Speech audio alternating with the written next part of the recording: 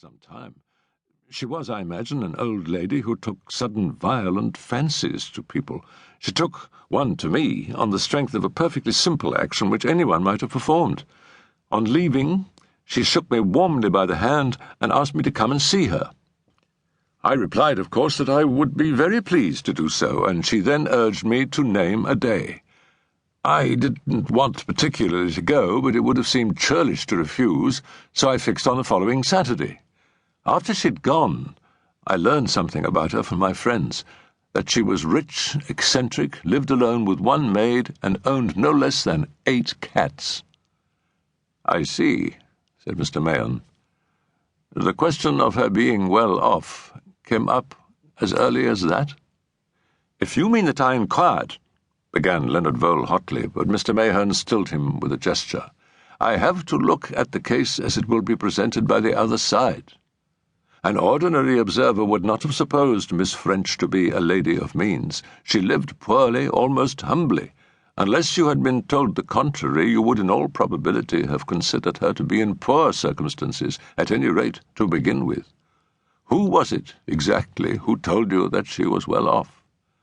"My friend George Harvey, at whose house the party took place." "Is he likely to remember having done so?" "I really don't know. Of course, it is some time ago now." "Quite so, Mr. Vole.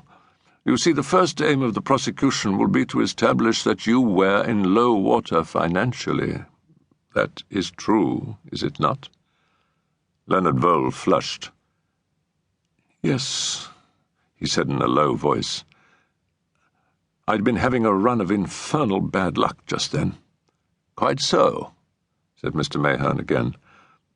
"That being, as I say, in low water financially, you met this rich old lady and cultivated her acquaintance assiduously.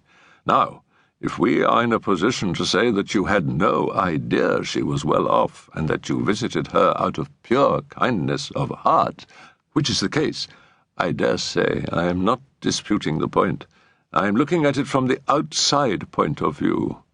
A great deal depends on the memory of Mr. Harvey. Is he likely to remember that conversation, or is he not? Could he be confused by counsel into believing that it took place later?" Leonard Vole reflected for some minutes. Then he said steadily enough, but with a rather paler face, "I don't think that line would be successful, Mr. Mahon. Several of those present heard his remark, and 1 or 2 of them chaffed me about my conquest of a rich old lady." The solicitor endeavoured to hide his disappointment with a wave of the hand. "Unfortunately," he said. "But I congratulate you upon your plain speaking, Mr. Vole. It is to you I look to guide me. Your judgment is quite right.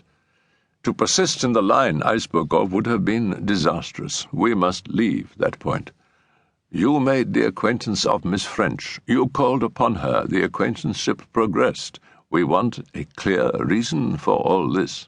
Why did you, a young man of 33, good-looking, fond of sport, popular with your friends, devote so much time to an elderly woman with whom you could hardly have anything in common?" Leonard Vole flung out his hands in a nervous gesture. "I can't tell you. I really can't tell you. After the first visit she pressed me to come again, spoke of being lonely and unhappy. She made it difficult for me to refuse. She showed so plainly her fondness and affection for me that I was placed in an awkward position. You see, Mr. Mahon, I've got a weak nature. I drift. I'm one of those people who can't say no. And believe me or not, as you like, after the 3rd or 4th visit I paid her, I found myself getting genuinely fond of the old thing. My mother died when I was young. An aunt brought me up, and she, too, died before I was 15. If I told you that I genuinely enjoyed being mothered and pampered, I dare say you'd only laugh." Mr. Mahon did not laugh. Instead, he took off his pince-nez again and polished them, always a sign with him that he was thinking deeply. "I accept your explanation, Mr. Vole," he said at last. "I believe it to be psychologically probable. Whether a jury would take that view of it is another matter. Please continue your narrative. When was it that Miss French first asked you to look into her business affairs?" "After my 3rd or 4th